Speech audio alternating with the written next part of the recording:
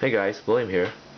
Today I have a Robo Damashii series toy, and this is series number 106, and we're looking at Volken from the series Gun X Sword.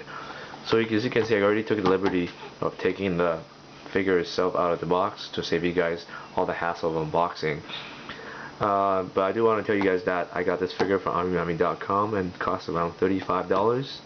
Turnaround time was 10 days, and they packaged it nicely in a cardboard box filled with paper. So the box is got here in a very mint condition. So as you can see for yourself, this is about as good as it gets. Okay, so let's get into the figures, or rather the accessories itself first. What we're looking at here is 3 pairs of hand. Okay, so I'm not talking about the pair of hand that's holding the gun. All these extra accessories here. So you got the fist here, so as you can see, and then we have the 2 gun holding hand. So you got these 2 other hands here, so they can be used to hold the gun. And then finally you have another pair of grasping hand. So there's another pair, but essentially this is 2 of a kind here. So we got 1, 2, 3 pairs here, and then we also got another pair for holding the 2 guns. So you can see the figure actually comes in total with 3 different weapons here, because Volken is supposed to be a ranged, I guess a ranged fighter. So all he has are guns. So in this case, you see a pistol, and you also see a Gatling gun / Tommy gun fusion, I guess.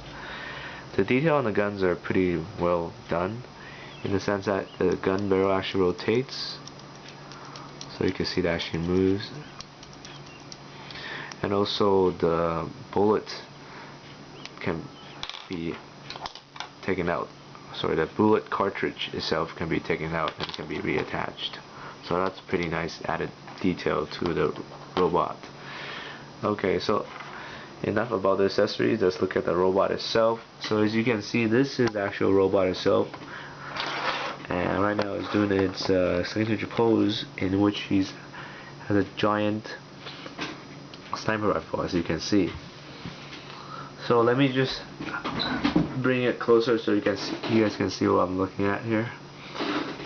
So this is Volken, and let's take off the gun here to show you the details. So again, the hands are interchangeable and they're holded together by peg holes. Okay, so this is a peg, and it just goes into that hole. Let me get it closer to you. Let's get more light on that. Ooh. There you go. So it goes to the peg pretty well. Okay, so let's finish talking about the accessories first. So this is the sniper rifle he was holding. The sniper rifle actually comes in 3 different parts. This is one part, so this can be detached. This is another part, and this is the 3rd part. In terms of articulation, you got the stand here, which can be retracted. You also got the groove here that can be moved. So this can be moved to accommodate the different position of the hand. And as well, this thing here can be folded down. So you can see this can be folded down here. This can be folded down here. So once again, it'll be easier for you to place the robot hand on better. I'm not sure what this does exactly, but it folds up nicely when it's firing, and when you're not using it, you can probably open it up like that. It's like a tripod, and then you can kind of stand it down here. So it stands pretty well.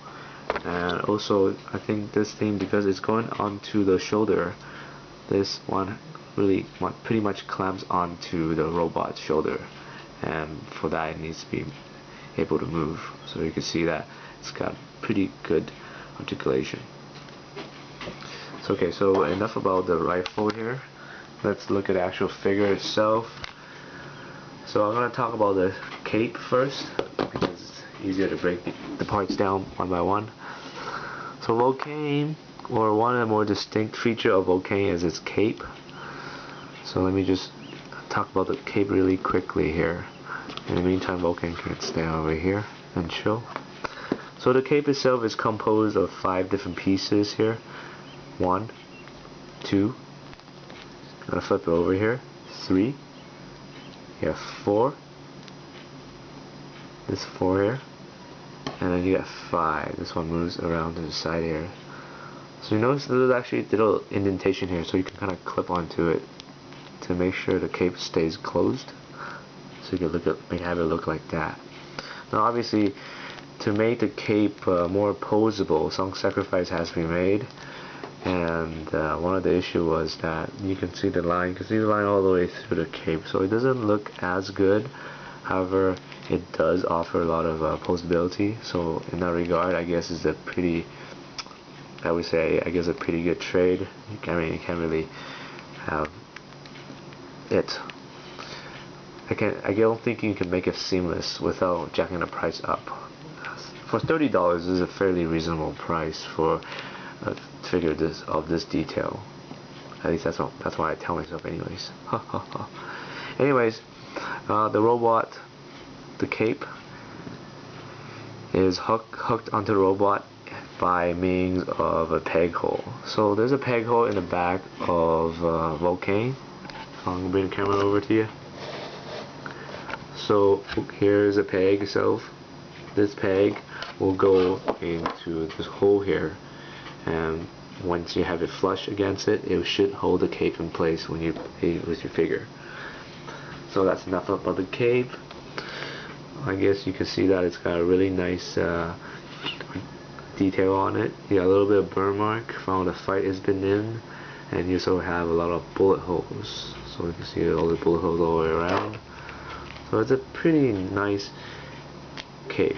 I mean, because it's all rubber, it's got quite a amount of heft to it. But luckily, the design of Volken is quite straight, so we don't have any problem posing it. So enough about the cape. Let's look at the actual figure itself. So this is the figure. The figure itself stands around 14 centimeters tall. So it's about the same size as most Rebeltech figures, and also comparable to a HG grade Gundam. So if you guys are looking to buy Robo Damashii toys, or looking to buy Volken in particular, that's about the height you'll be expecting. The figure itself is very well articulated. So you can see the arm here. I took the peg out just to show you the guy's articulation. You can go 1/6, so you can rotate the arm all the way around. You can bend the arm up to this level here, because only up to this level, because you have the design of the cable that really gets in the way, so you can't really have any motion going on. Nor can you bend backwards, because this protector piece won't allow you to bend backwards. In terms of shoulder articulation, they can go up this way all the way up to here, and that's about as far as you can go.